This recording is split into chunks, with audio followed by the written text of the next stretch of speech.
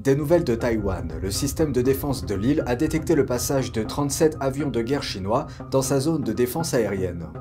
Le PCC projette-t-il d'installer une base de surveillance à Cuba? C'est ce qu'affirment des responsables américains.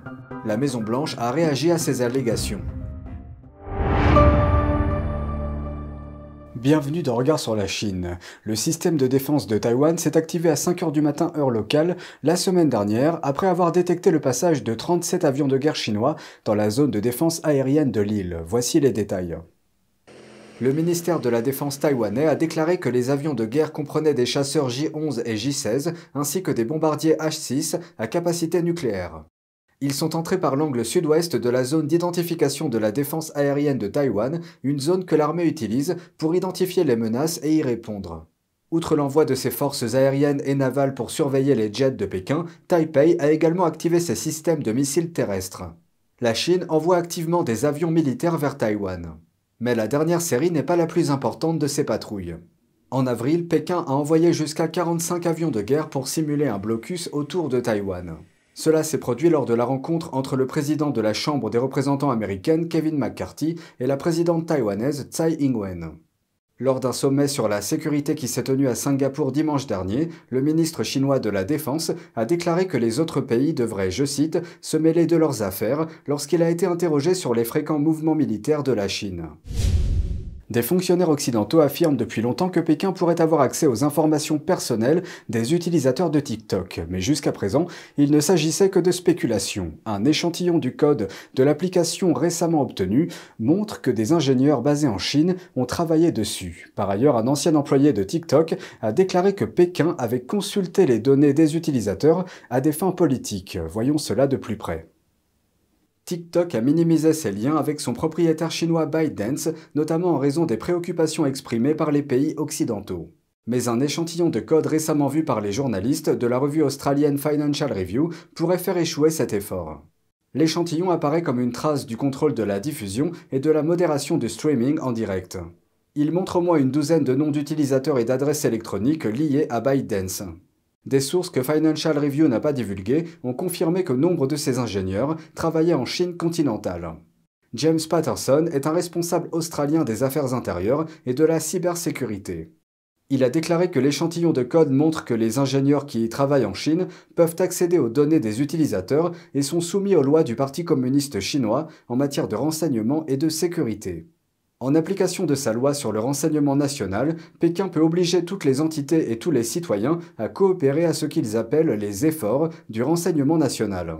Patterson a averti que le PCC peut également contraindre le personnel de TikTok à supprimer ou à mettre en avant des contenus favorables à Pékin ou à semer la division au sein des démocraties occidentales.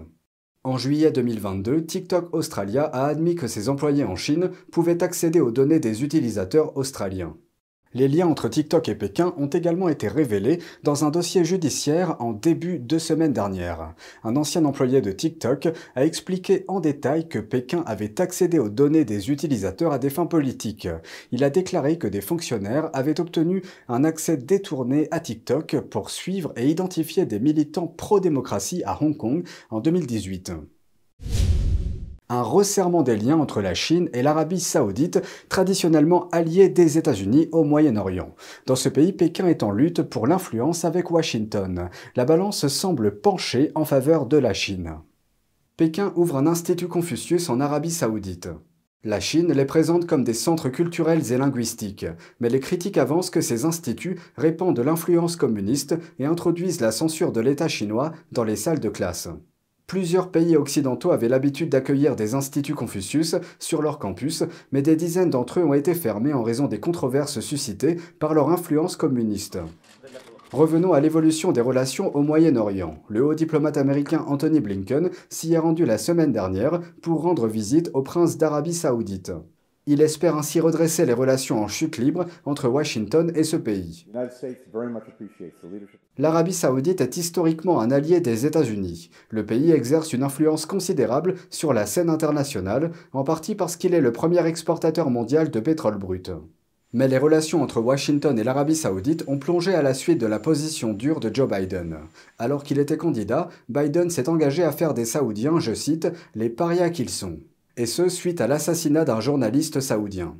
Entre-temps, Pékin n'est pas resté inactif. Le régime chinois a aidé l'Arabie Saoudite et l'Iran à reprendre leurs relations diplomatiques. Il s'agit d'un événement majeur car les deux pays sont connus pour être des ennemis mortels et avaient rompu leurs liens pendant 7 ans. Après l'accord de paix, l'Iran a rouvert son ambassade en Arabie Saoudite. Quelques jours avant la visite de Blinken, l'Iran a déclaré qu'il envisageait de former une alliance navale avec l'Arabie Saoudite et d'autres États du Golfe. Le Parti communiste chinois dirige son éducation nationaliste à un niveau supérieur. Des vidéos diffusées sur les réseaux sociaux chinois donnent un aperçu de l'ampleur de la campagne de lavage de cerveau menée par Pékin qui enseigne très tôt aux élèves à haïr les Américains et même à les combattre. Voici la suite. Dans cette vidéo, un écolier chinois déclare que les pays qu'il déteste le plus sont les États-Unis et le Japon.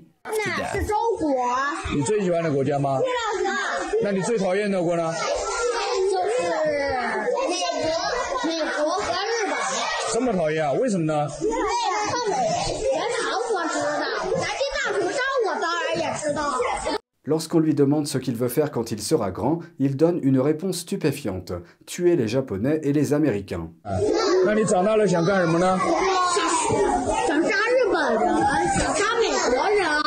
Dans un commentaire sur Twitter, le correspondant de guerre américain Michael Yon a comparé l'appel à la haine du régime chinois à celui d'Al-Qaïda. Depuis des décennies, le Parti communiste chinois encourage l'éducation idéologique dans les écoles. Au cœur de cet enseignement, la propagation de la loyauté envers le parti et de la fierté nationaliste. Le dirigeant actuel, Xi Jinping, a renforcé l'emprise du parti sur les jeunes esprits en apprenant aux élèves à se préparer à la guerre et à combattre les ennemis de Pékin. Dans cette vidéo récente, des enfants de maternelle apprennent à empaler des épouvantails vêtus d'uniformes japonais à l'aide de baïonnettes. Une autre séquence montre des écoliers en train de suivre un simulacre d'entraînement militaire dans la province du Guangxi, dans le sud de la Chine. Les jeunes garçons et filles rampent dans la boue et franchissent des obstacles comme de vrais soldats. Certains d'entre eux avaient même un couteau dans la bouche. La légende indique « Les enfants doivent être forts pour défendre notre pays ».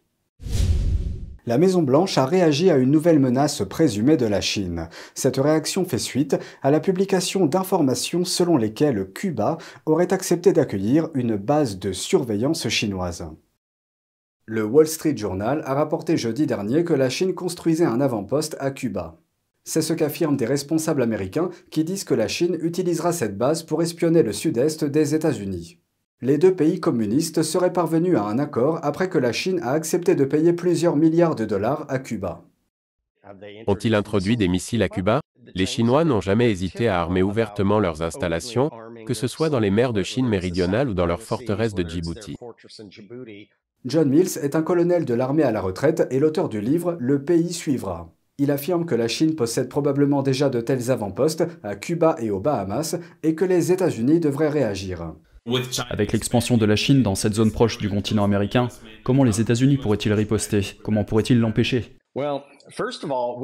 Tout d'abord, envoyons un ambassadeur aux Bahamas et encourageons-les à expulser la Chine. Ce n'est pas Cuba, mais c'est juste à côté de Cuba et cela enverrait un message. Nous devrions également réarmer le sud de la Floride de manière évidente et visible.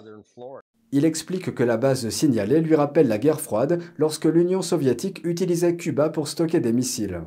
Selon John Mills, le sud de la Floride était lourdement armé à cette époque, mais aujourd'hui... Nous n'avons pas d'avions intercepteurs, nous n'avons pas de navires de guerre, et visiblement on ne s'en préoccupe pas vraiment. Voilà le message. Mills a ajouté que les États-Unis devraient également étendre leur influence au Panama, car là-bas... Les Chinois y sont beaucoup plus présents et pour se rendre à Cuba, ils doivent passer par le canal de Panama. Cependant, le Pentagone a déclaré jeudi dernier qu'il n'avait pas connaissance de l'existence d'une base chinoise dans cette région.